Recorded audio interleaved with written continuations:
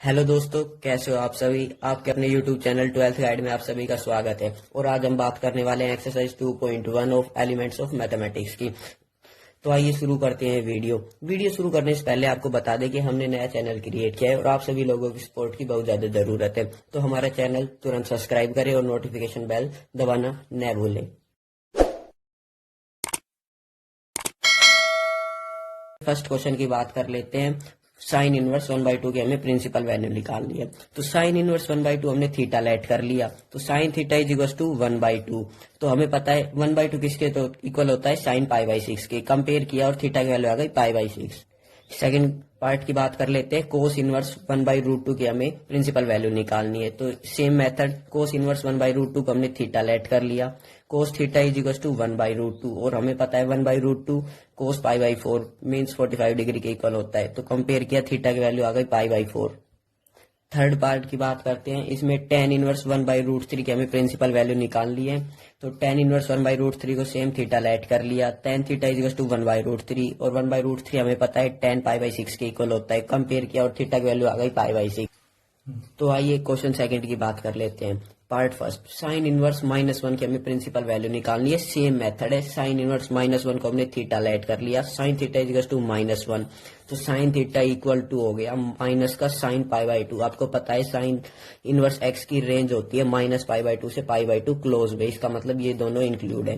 तो ठीक है, कंपेयर किया, थीटा की वैल्यू आ गई माइनस का π/2। तो सेकंड पार्ट की बात कर लेते हैं। कोस इनवर्स माइनस का 1/2। सेम मेथड, थीटा लेट कर लेंगे। Cos theta is equal to -1/2। हमें पता है माइनस का 1/2 को होता है माइनस का कोस π/3। कंपेयर किया, पर इसमें हमें कंपेयर नहीं करना। हमें पता है कोस इनवर्स एक्स की वैल्यू रेंज होती है 0 से π तक और वो भी क्लोज में। तो इसे हमें 0 से π के बीच में बनाना होगा। तो इसमें π माइनस कर देंगे, माइनस अंदर चला गया, माइनस का π/3 हो गया 2π/3। कंपेयर कर दिया और थीटा की वैल्यू आ गई 2π/3। थर्ड पार्ट है tan इनवर्स माइनस का √3। तो tan इनवर्स माइनस √3 को थीटा लेट कर लिया। tan theta is equal to minus का √3। तो माइनस √3 हमें पता है होता है माइनस का tan π/3। कंपेयर किया, थीटा की वैल्यू आ गई माइनस का π/3। क्वेश्चन थर्ड में हमने इन सब की वैल्यूज निकालनी है। तो पार्ट फर्स्ट में हमें वैल्यू निकालनी है tan इनवर्स √3 माइनस का सीकेंट इनवर्स का -2। तो हमने सेम मेथड tan इनवर्स √3 का थीटा पुट कर लिया और इधर tan इनवर्स -2 को थीटा मैंने पुट किया है। आप कुछ और पुट कर सकते हैं। तो tan theta is equal to √3। Theta की वैल्यू कंपेयर करने के बाद आएगी π/3, क्योंकि √3 होता है tan π/3। कंपेयर किया, थीटा की वैल्यू आ गई π/3। ये पार्ट सोल्व हो गया। तो सीकेंट इनवर्स -2 को हमने थीटा लेट किया। आप कुछ और कर सकते हैं, सेम नहीं करना। Second theta is equal to -2। -2 हमें पता है 2π/3 के इक्वल होगा। थीटा की वैल्यू 2π/3 आ गई। पुट कर दिया क्वेश्चन में, π/3 माइनस का 2π/3, हमें आंसर मिल गया माइनस का π/3। सेकंड पार्ट की बात कर लेते हैं। tan इनवर्स √3 माइनस का कोट इनवर्स -√3। पिछले क्वेश्चन में हमने tan इनवर्स √3 की वैल्यू निकाली थी, जो कि π/3 के इक्वल होता है। कोट इनवर्स -√3 की निकाल लेते हैं। कोट इनवर्स -√3 को हमने थीटा पुट कर लिया। तो cot theta is equal to minus का √3 और हमें पता है इसकी रेंज 0 से π के बीच में होती है। तो इसको हमने चेंज कर लिया, पाई माइनस का π/6। थीटा की वैल्यू आ गई 5π/6। क्वेश्चन में पुट कर दिया π/3 माइनस का 5π/6, तो आ गया माइनस का 3π/6। कैंसिल आउट हो गए, माइनस का π/2 आंसर आ गया। थर्ड पार्ट की बात कर लेते हैं। इसमें हमें tan inverse bracket 2 sin 2 cos inverse √3/2 की वैल्यू निकालनी है। तो सेम मेथड है। tan inverse 2 sin 2 into cos inverse √3/2 को हम लिख सकते हैं π/6। कैंसिल आउट हो गया, π/3 बच गया। और हमें पता है tan 2 sin π/3 होता है 2 इंटू में इस sin π/3 की वैल्यू हमें पता है √3/2। तो कैंसिल आउट हो गया, √3 बच गया। और हमें पता है tan इनवर्स √3 π/3 की इक्वल होता है। ये आंसर आ गया। क्वेश्चन 4 में भी हमें सेम इन वैल्यू निकालनी है इन सभी की। तो फर्स्ट पार्ट है साइन कोस इनवर्स 3/5। तो हमें पता है sine square theta plus cos square theta 1 होता है। ठीक है, ये प्रॉपर्टी इसमें यूज होगी। तो हमने लेट कर लिया कोस इनवर्स 3/5 को थीटा लेट कर लिया और हमें साइन थीटा निकालना है, क्योंकि साइन थीटा को हम उसको थीटा वैल्यू निकाल के साइन इनवर्स और साइन थीटा कैंसिल हो जाएंगे। तो साइन थीटा की वैल्यू हमें कैसे निकालनी है, इस प्रॉपर्टी से निकालनी है, जो कि इक्वल होता है sine theta equal to 1 minus cos square theta का अंडर रूट।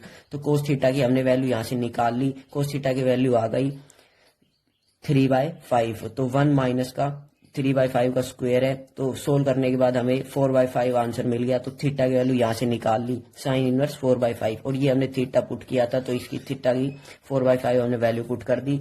तो यहाँ पर साइन इंटू साइन इनवर्स 4/5, तो 4/5 आंसर आ गया, क्योंकि साइन इनवर्स से साइन कैंसिल हो गया। फोर्थ पार्ट बात कर लेते हैं, कोस tan इनवर्स 3/4 की हमें वैल्यू निकालनी है। तो इस क्वेश्चन में आपको एक नया मेथड बताने जा रहा हूँ, ध्यान से देखना। सेम वैसे तो शुरू का मेथड सेम है, tan इनवर्स 3/4 को थीटा लेट कर लिया और tan थीटा की वैल्यू आ गई 3/4। तो नया मेथड है ट्रायंगल मेथड, जिसे हम कहते हैं। तो हमें पता है tan थीटा p/b होता है, आप यहाँ से इसको याद कर सकते हैं। ट्रिक होती है इसकी, पंडित बद्री प्रसाद हर हर बोले। तो tan थीटा आ गया p/b, मतलब परपेंडिकुलर अपॉन बेस। तो हमें कोई सा भी थीटा लेट कर लेना है, मैंने ये थीटा लेट किया है, और इसका होता है p/b। तो सामने वाला हमेशा परपेंडिकुलर होता है, 3 आ गया, हमें देखना है ये 3 रहा, और बेस है इसका 4, तो 3/4। अब हमें इसे कोस थीटा निकालना है, क्योंकि कोस इनवर्स यहाँ से आ जाएगा और cos inverse cos theta cancel हो जाएगा। तो यहाँ से कोस थीटा निकाल लिया। कोस थीटा की वैल्यू होती है b/h, means base by hypotenuse. तो बेस होएगा 4, हाइपोटेनियस 5, तो cos theta equals to 4/5, simple method. तो इसको पुट कर दिया क्वेश्चन में। तो कोस इनवर्स 4/5, कोस इनवर्स से cos cancel, 4/5 as answer. Fifth part में हमें कोस सीकेंट इनवर्स 5/3 की वैल्यू निकालनी है। सेम मेथड, सीकेंट इनवर्स 5/3 को थीटा पुट कर दिया। Secant theta is equal to 5/3 which is equal to hypotenuse upon base. ये थीटा हाइपोटेनियस लॉन्गेस्ट साइड 5 और बेस होता है एंगल के नीचे वाली साइड 3। तो इससे ट्रायंगल से हमें कोस थीटा निकाल लिया, होता है बेस बाय हाइपोटेनियस। तो ये बेस 3, हाइपोटेनियस 5, तो थीटा की वैल्यू आ गई कोस इनवर्स 3/5। तो cos into cos inverse 3/5, cos inverse से कोस इन कैंसिल हो गया, 3/5 as the answer. Sixth part में हमें वैल्यू निकालनी है साइन 1/2 कोस इनवर्स 4/5 की। फर्स्ट इक्वेशन मान ली मैंने, इसे बाद में काम आएगी। तो इसको मैंने थीटा मान लिया, अंदर वाले को, हमेशा अंदर वाले को थीटा मानना ही मानना है। तो 1/2 कोस इनवर्स 4/5 को थीटा, तो कोस 2 थीटा इज इक्वल टू 4/5 आ गया इसको सोल्व करने के बाद। और मैं एक प्रॉपर्टी बता रहा हूँ, उसको याद कर लेना। Cos 2 theta is equal to always cos square theta minus sine square theta, या इसे कह सकते हैं 1 माइनस का 2 साइन स्क्वायर थीटा। तो ये वाली प्रॉपर्टी इसमें लगा रहे हैं, cos 2 theta is equal to 1 minus का 2 साइन स्क्वायर थीटा। तो हमें साइन थीटा की वैल्यू निकालनी है, यहाँ से साइन थीटा की वैल्यू निकालनी है। साइन थीटा इसको सोल्व करने के बाद आ गया 1/√10, थीटा की value sine inverse 1/√10। Equation first मैंने मानी थी, उसमें पुट कर देना, sine into sine inverse 1/√10, sine inverse से साइन कैंसिल, 1/√10 आंसर आ गया। 7th पार्ट की बात कर लेते हैं हम। इसमें हमें साइन π/2 माइनस का साइन इनवर्स माइनस का √3/2 की वैल्यू निकालनी है। तो हमने ये वाला पार्ट थीटा लेट कर लिया। तो साइन इनवर्स माइनस का √3/2 is equal to theta, sine theta की वैल्यू आ गई माइनस का √3/2।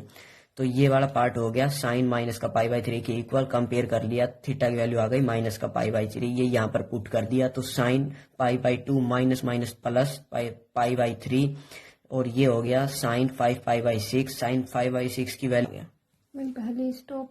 8th पार्ट की बात कर लेते हैं। कोस साइन इनवर्स 3/5 प्लस का साइन इनवर्स 5/13 की वैल्यू निकालनी है।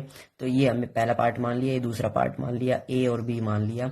तो sine inverse 3/5 is equal to A और sine inverse 5/13 is equal to B. तो हमें इसमें फॉर्मूला लगाना है कोस ए प्लस बी का, जो कि होता है कोस ए कोस बी माइनस का साइन ए साइन बी। ठीक है, इस वाले में हमें सबसे पहले साइन ए की वैल्यू निकाल ली है, ये तो डायरेक्ट आ गई 3/5। और कोस ए की वैल्यू मैंने जो प्रॉपर्टी बताई थी sign square theta plus cos square theta से, कोस ए की वैल्यू आ गई 4/5, सेम एज साइन बी की वैल्यू यहाँ से डायरेक्ट आ गई, वो की हो गई 5/13। और कोस बी की वैल्यू उस प्रॉपर्टी से जो कि है sine square theta plus cos square theta is equal to 1 आ गई, सोल्व करने के बाद 12/13। इन दोनों की वैल्यू पुट कर, तो हमें कोस ए कोस बी और साइन ए साइन बी की वैल्यू इक्वेशन फर्स्ट में पुट करनी है। और वो हो गया कोस ए की वैल्यू 4/5 इंटू कोस बी की वैल्यू 12/13 माइनस का साइन ए की 3/5 इंटू में साइन बी की 5/13। सोल्व करने के बाद 33/65 as the answer. 9th part की बात कर लेते हैं। तो कोस साइन इनवर्स 1/4 प्लस का सीकेंट इनवर्स 4/3 की वैल्यू निकालनी है। सबसे पहले इसको ए मान लिया, इसको B. Sine inverse 1/4 is to A and secant inverse 4/3 is to B. तो कोस ए प्लस बी इसका फॉर्मूला था cos A cos B minus का sine A sine B, same last question वाला है। तो sine A is equal to 1/4 आ गया और कोस ए की वैल्यू यहाँ से डायरेक्ट आ गई √15/4 उस प्रॉपर्टी से। तो सीकेंट बी की वैल्यू हमारे पास 4/3 आ गई, पर अब यहाँ से हमें साइन बी की और कोस बी की वैल्यू डायरेक्ट नहीं मिलेगी, तो इसलिए मैंने ट्रायंगल की प्रॉपर्टी लगाई जो बहुत सी। यहाँ से सीकेंट बी की वैल्यू आ गई 4/3 जो कि इक्वल होता है हाइपोटेनियस अपॉन बेस। मैंने ट्रायंगल मेथड यूज किया है। Secant theta is equal to hypotenuse upon base, hypotenuse 4 upon base 3। तो ये वाली पाइथागोरस थ्योरम से साइड आ गई √7। तो यहाँ से अब मैंने डायरेक्ट साइन बी की वैल्यू निकाली √7/4 और कोस बी की वैल्यू 3/4 आ गई सोल्व करने के बाद साइन बी को। अब डायरेक्टली इसको ट्रायंगल से भी निकाल सकते हैं। अब इन दोनों की इन साइन ए साइन बी और कोस ए कोस बी की वैल्यू इक्वेशन फर्स्ट में पुट कर दी। पुट करने के बाद आ गया √15/4 कोस ए की वैल्यू, कोस बी की वैल्यू 3/4 माइनस का 1/4 साइन ए की इंटू साइन बी के √7/4 सोल्व कर लिया। वी गेट 3 इंटू √15 माइनस का √7/4 as the answer. Video end होने से पहले मैं आप लोगों से यह रिक्वेस्ट करता हूँ कि यह मेरी पहली वीडियो थी और इसमें जो भी एरर थे उसे कमेंट जरूर करें।